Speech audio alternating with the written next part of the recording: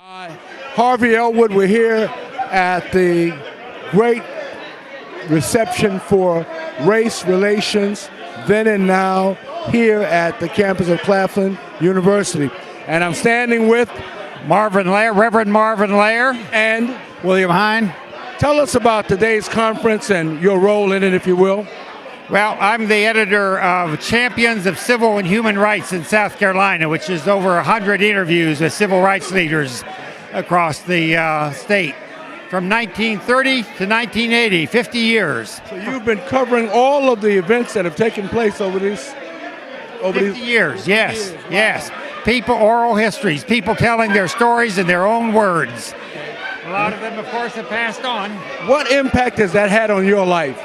Well, it's been just like opening up the sunshine on a lot of stories that people had buried in their hearts but had never had a chance to tell. Sure. That's fantastic. Now tell us about your role, Pastor, if you will. I'm on the panel. They invited me to participate, and I'm more than glad to do so. And why are you participating? Why would they pick you? I've been around South Carolina a long time, taught history for many decades at South Carolina State University. I'm retired now, but I guess they thought they'd get some old person because they believed he had some wisdom, but they might be disappointed in that. Well, I doubt that very much. With your years of experience in teaching, I'm fairly certain that they picked the right person. Well, thank you. Thank you very much. Thank you both. Thank you. Champions of Civil and Human Rights in South Carolina. Very good. Thank you so very much.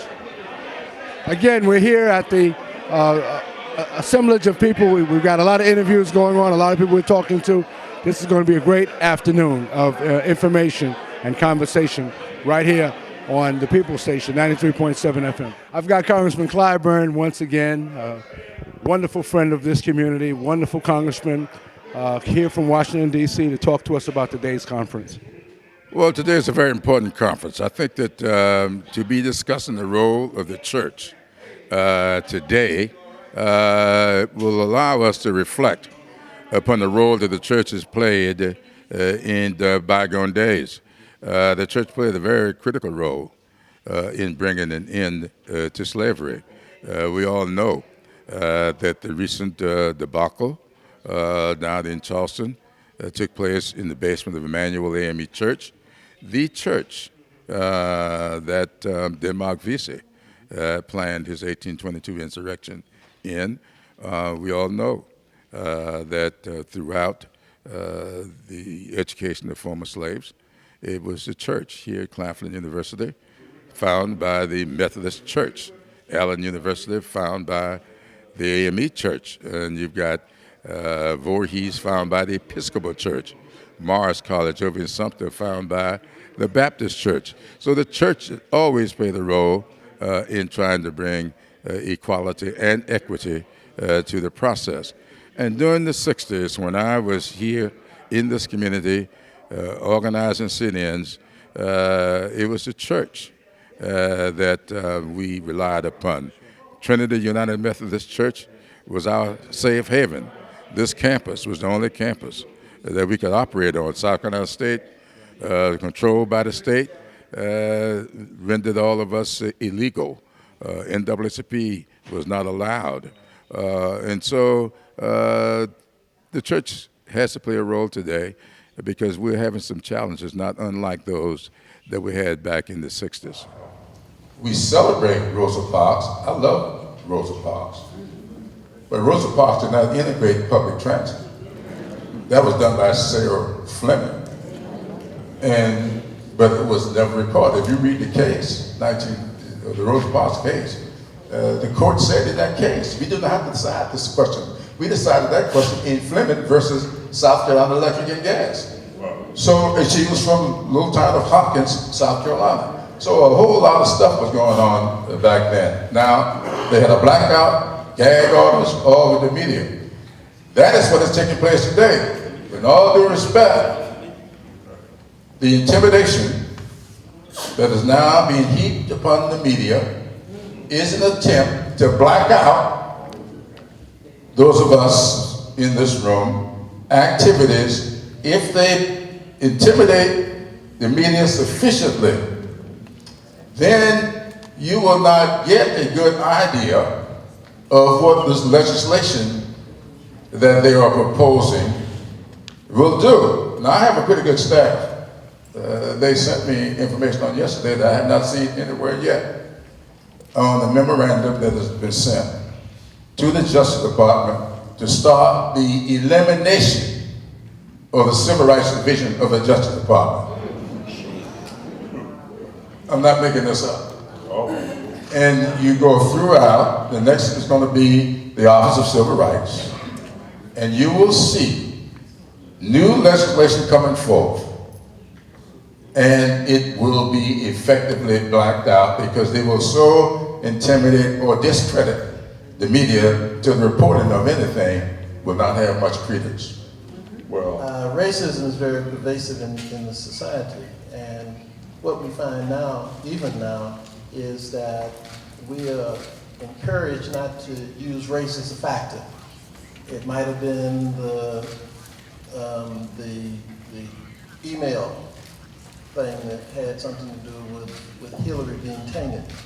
But if you look at that very objectively, you will find that there is nothing in Mrs. Clinton's background or record that was criminal, in violation of policy, principle, and any of those kinds of things. So in order for you to have a target that everybody who you're trying to get to shoot at will know that it's a target, is you turn it black. And then it becomes very easy. Her problem was that she had done too much for African Americans. Yeah. Therefore, if you get everybody to understand that, you kind of generally go in that general direction. I think that we are just looking at what is the consequences of about 50 years of the Southern Manifesto. You know, and one of our problems is that we don't know our history. And so we are doing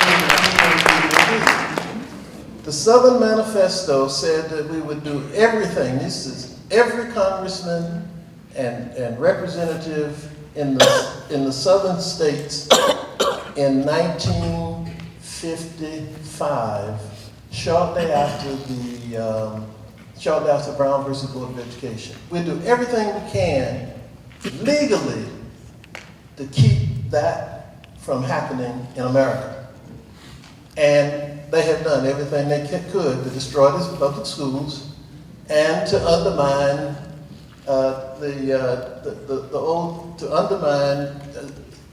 segregation is unconstitutional. And we see that, you know, if you look at Dr. Martin Luther King, in his March on Washington speech, he talked about nullification and what's the other one? Interposition. You remember? Interposition, nullification, and what else? There was another one.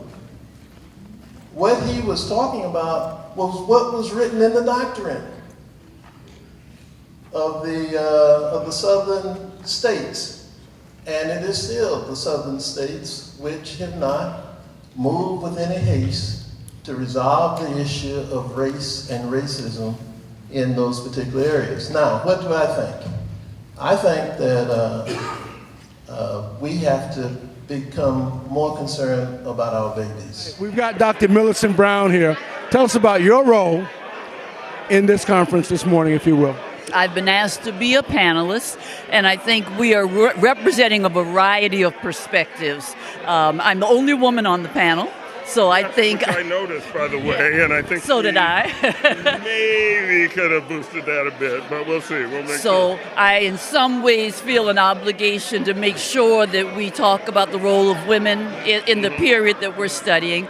As a historian of the civil rights movement, I hope I can bring some perspectives and some clarity in terms of how we remember the history, but also pledge ourselves to even improving how we understand the period, especially in terms of the relationship with religion and churches. Mr. Robinson, if you will, just briefly tell us about how the civil rights movement impacted on your life to become a journalist. Well, I grew up here in Orangeburg, so I remember the days of segregation. I remember segregated schools. I remember the Orangeburg Massacre in 1968, and in fact, writing about the Orangeburg Massacre was one of the first sort of extended pieces of journalism I ever did. I wrote it for, I entered an essay contest at the University of Michigan. My first semester had to write an essay, and I wrote about the Orangeburg Massacre, which had happened just 2 years earlier, and affected me. After you get into it, right? No, and it ended up winning an award actually. So that was reinforcement, but it also was for me a way to process, a way to understand, and to help other people understand what had happened. So that method, would you recommend that method for many other people, particularly in the world where fake news and fake journalism is almost everywhere running rampant in our society today? Well, I do recommend truth, and I recommend fact, and there is such a thing. There are not alternative facts; those are falsehoods. Young people who are thinking about getting into journalism, I encourage them. The business models are all changing. And the platforms that we use are different. But I think there's just going to be tremendous opportunity out there, and I know there's tremendous need. And because of the internet, we have much broader, wider access, literally to everybody in the world. And we haven't, as a society, we haven't quite figured out how to use that yet, but it's there, and as we figure it out, I think it's a very exciting time to be in journalism. One of the things we have to be saying to our youth today, in every possible avenue that we can use, is that Black lives have not mattered. They never have mattered in America. And so it is very important that we not get too caught up even in the individual horrors that have occurred throughout time, and be able to step back and say there is a value that is not placed on people of color in America. And our civil rights movements up to date are trying diligently in various ways, through the courts, through the legislature, in any way that we can. We're trying to bring about substantive change, but we cannot say to young people that there is a difference here, that the cruelty of pulling a child away from an enslaved mother was the earliest ramification that Black lives do not matter in this society. And the killing of Walter Scott cannot be seen as less violent because he wasn't in church. And we have to be very careful that we don't get drawn into some lives being lost or somehow more valued than other Black lives being lost. We tend to then start becoming judgmental. And we have to help young people understand that there is a trend here that goes throughout our history. We have to fight it, we have to stand up to it, and nobody is suggesting otherwise. But we've got to talk to young people today in a way that is not romanticized or nostalgic. Let me tell you something from a global perspective, because my job is outside of the United States. And in 2 countries in Africa last week, people were saying to me that they were hopeful. In spite of the inaugural speech that everybody watched on television in Zimbabwe and South Africa, the 2 countries where I work, but they were hopeful because of the struggle. People were quoting Dr. King, and people were saying, we believe in the American system of democracy. We believe in that, and that supersedes an individual. And so that's what I would say, what we need to do. Take that template that is already there. Those words, by the way, that I quoted, come from Jesus. That's what we believe in. But I work in a place where there are a lot of people who are not Christians. A other religions and some people who do not believe in religion. Okay? But they believe in whatever it is that they believe in.